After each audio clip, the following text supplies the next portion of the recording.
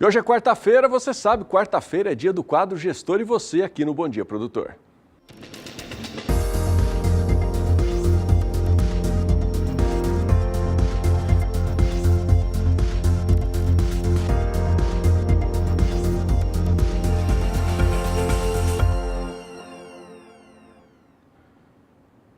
Bom, eu estou recebendo o Marcelo Ladeira Skudler, que é o gestor do médico veterinário e gestor lá da GDR, está participando com a gente mais uma vez. Muito bom dia, seja bem-vindo, Marcelo. E nós vamos falar hoje sobre planejamento da atividade pecuária. Marcelo, planejamento envolve uma série de ações que podem dizer desde a escolha do animal até mesmo o processo de logística e muitos outros fatores.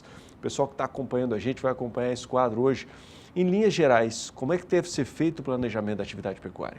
Primeiramente, bom dia a todos aí, obrigado novamente pela oportunidade.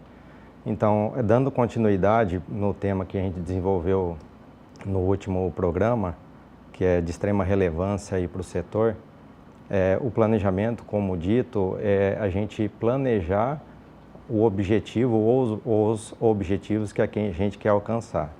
E a gestão é poder monitorar durante o andamento do que foi planejado e conseguir executar exatamente o que foi proposto. O que eu trouxe hoje para a gente conversar um pouco mais também é que dentro, principalmente hoje falando um pouco mais da atividade pecuária e dentro do planejamento, tem um subitem que eu nem sei se é subitem mesmo, mas pela importância, né? Devido à sua importância, seria em relação à evolução do rebanho. O que significa isso, Adriano? A gente vê que o Brasil hoje, a gente conversa sobre qual o estoque de rebanho que o Brasil tem. Depende de quem está fazendo esse levantamento. Então, há uma dificuldade em ter uma unanimidade nos números do rebanho nacional. E isso também poderia estar melhor ajustado e, com certeza, economicamente, com novos mercados ou novas projeções, a gente teria mais segurança. Falando do produtor, a gente fala que a atividade pecuária é uma atividade simples, teoricamente, aquela atividade extrativista, aquela atividade extensionista, né? E hoje a atividade não permite mais isso. E tem esse fator que, a hora que fala uma evolução de rebanho, que parece ser simplista, mas poucos produtores tem o controle do rebanho, falar exatamente qual o estoque de rebanho que você tem no início do ano, categorizado por categoria, entre machos e fêmeas e com as categorias dentro dos machos ou das fêmeas. O que isso vai implicar para a atividade ao longo do ano? A evolução de rebanho, se a gente fizer um paralelo com uma indústria e o industrial chegasse no início do ano, e não tivesse o inventário, não soubesse o que ele tinha de máquinas e não soubesse a capacidade produtiva que ele poderia ter ao longo do ano e fazer todas as previsões, tanto de receita ou de custos que vão ocorrer durante o ano, a gente pode fazer esse comparativo diretamente com a atividade pecuária. Então, hoje é extremamente, eu acho que sempre foi, hoje mais ainda pelas margens bem achatados dessa atividade extrativista, né, como estamos dizendo, mais ainda.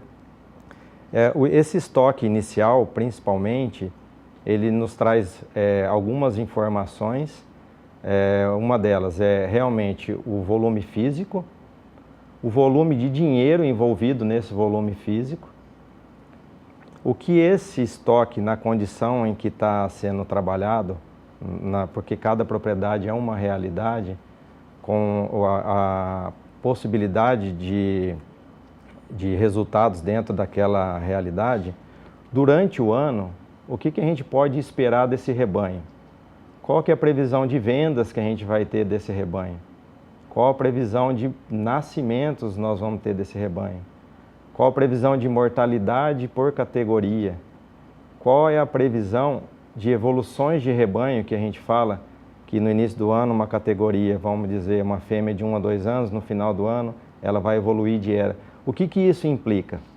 Principalmente, que o produtor precisa começar a fazer é comparar esse rebanho do início e do final do ano, porque às vezes o produtor acha que está com dinheiro no bolso, só que provavelmente pode ser que ele diminuiu o estoque que ele tinha. Então, exemplificando, no início do ano ele tinha um estoque de 5 milhões. Houveram todas essas movimentações ao longo do ano. No final do ano ele está com estoque de 4 milhões. Financeiramente ele pode achar que está com 1 milhão de sobra, mas na verdade ele diminuiu em 1 milhão o patrimônio dele. Então essa evolução do rebanho, esse controle do rebanho na atividade pecuária, eu acredito que seja o ponto principal e ponto inicial do produtor se profissionalizar. Então, como o quadro, se puder colocar o quadro na tela, a gente tem, como dito, né, o estoque final versus o estoque inicial. Como ele se comportou? O estoque patrimonial final versus o estoque patrimonial inicial, diminuiu ou não? A lotação animal durante o ano, que é em unidades animais, isso vai nos dar subsídio para fazer um planejamento nutricional muito mais preciso durante o ano, como vai ser o comportamento desse rebanho, se ele vai subir, se ele vai diminuir, em quais épocas do ano, quais são os índices de nascimento, mortalidade, as compras previstas, as vendas, e também consegue dentro disso, linkado com informações econômicas, as receitas versus as despesas. Então, a evolução de rebanho, como dito, é fundamental para entender a atividade que está sendo desenvolvida, o que esperar dela durante 1 ano, 2, 3 anos, que tem alguns planejamentos, a gente realiza por períodos maiores, para ver aquele investimento, como é feito, qual o retorno esperado sobre aquele investimento. Marcelo, só para a gente encerrar aqui na prática mesmo, o produtor que deseja fazer esse planejamento, é na ponta do lápis? Como é que deve ser feito isso? É na ponta do lápis, não pode ser conta de padeiro, como a gente diz. A atividade ela exige profissionalismo e ela tem margem para trabalhar, ela tem margem para resultado, mas ela não exige, ela não aceita mais levar ela de qualquer forma, sem controle nenhum. Tem que ser extremamente profissional a atividade.